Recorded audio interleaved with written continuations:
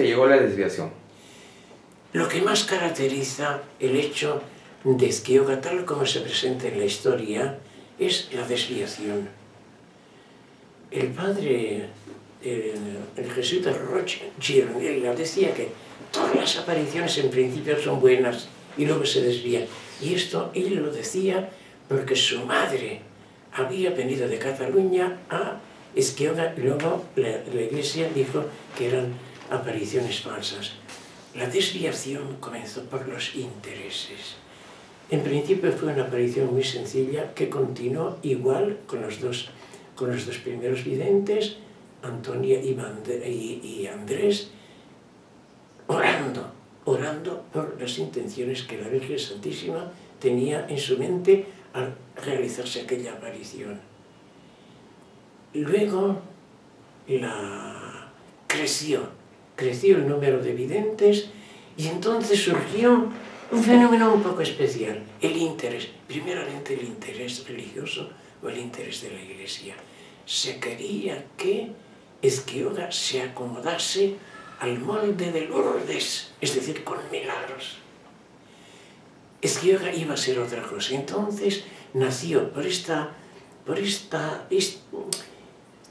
este pie forzado de los milagros, saltó el interés por lo milagroso que la prensa se encargó de airear muchísimo, y entonces cuando se creó el ambiente de la espectacularidad del milagro que se esperaba, surgieron los falsos milagros. Entonces la desviación se debió en cierto sentido a la misma presentación de Ezquioga como en Lourdes. Este fue un interés de la Iglesia. Luego fue el interés político, sobre todo el interés político, porque la aparición de Ezquioga aconteció al día siguiente de las elecciones constituyentes que formaron el primer parlamento legislativo de la República, y entonces España estaba como en una condición histórica ciertamente, pero también histérica. ¿Aquí qué va a pasar?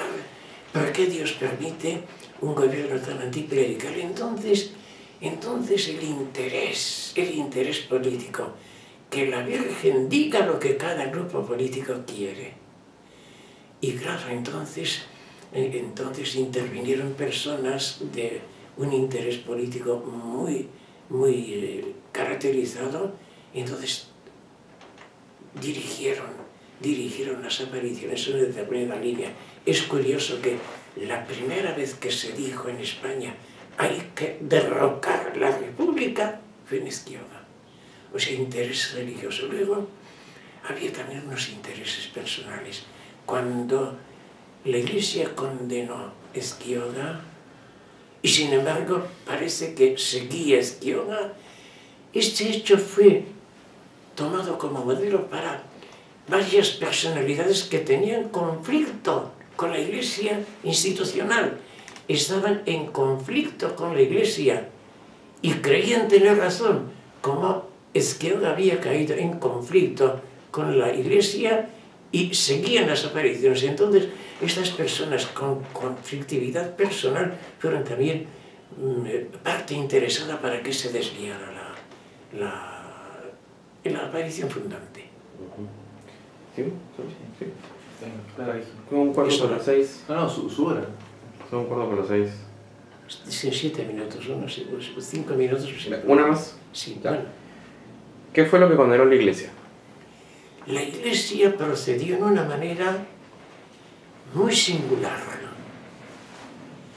No hizo un proceso al conjunto de las apariciones, comenzando de la aparición fundante, sino que se fijó solo en las desviaciones, es decir, en los hechos que resultaron falsos y particularmente pues, carentes de un valor sobrenatural.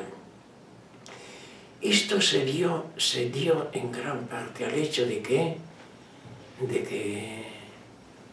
era muy difícil que el obispado de Vitoria diera un dictamen positivo, porque si la Iglesia dice Ezquioga es verdad, España hubiera caído en una guerra religiosa, porque si Ezquioga, las apariciones son verdaderas, en España no puede haber un gobierno anticlerical.